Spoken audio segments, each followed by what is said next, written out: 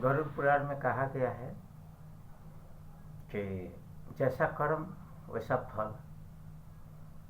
4 व्यक्ति था, एक साथ उसका मृत्यु हो जाता है। और जैसे चोर था, चोरी करता था, फिर भी अपने बच्चे को लालन पोषण करता था और उसी में से धन बचा करके गरीब को मदद करता था। तो कहने का मतलब ये हो रहा है, वो गरीब चोर था, वो हो गया। राजा के यहाँ मुंशी रहता है, हिसाब लेखा पत्र करने वाला। वो बोला कि मैं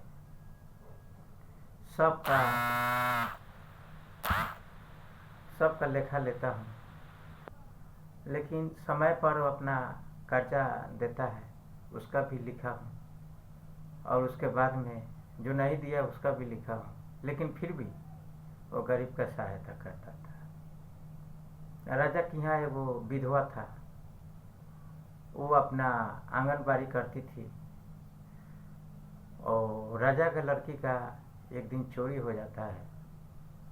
उसको गरीब जान करके, मजबूर जान करके उसको कहा हुआ कि उसको चोरी का अंजाम लगा दिया। राजा उसको बोला कि तुमको प्राण दंड दिया जाए, उसको मृत्यु दे दिया।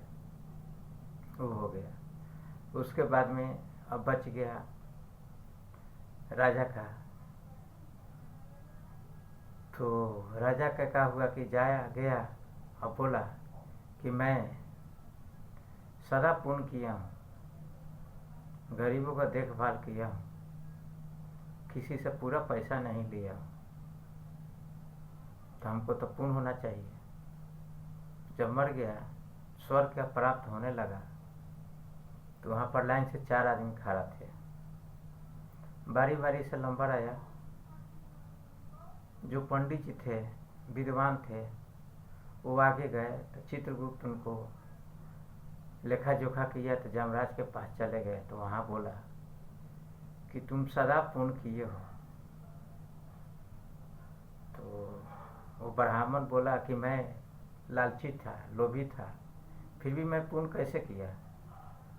उस टाइम में क्या हुआ कि उनको स्वर्ग का दरवाज़ा खोला गया, वो स्वर्ग में चला गया। बच गया मुंशी। मुंशी के भी सामने आया, चित्रगुप्त के सामने, वहाँ भी लेखा किया, तो उसको भी स्वर्ग का दरवाज़ा, जमराज के पास गया, बोला कि तुमको स्वर्ग का दरवाज़ा खुला हुआ है, वो भी चला गया। विधवा जो था वो गया।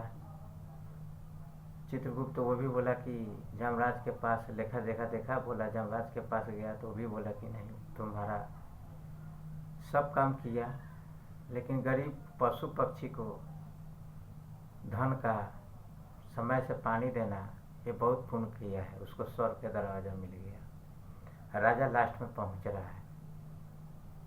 राजा गया, चित्रगुप्त के सामने खड़ा हो गया, लेखा जोखा किया, जमराज के पास कर दिया। जमराज बोला कि तू पापी है, तू दुष्ट है,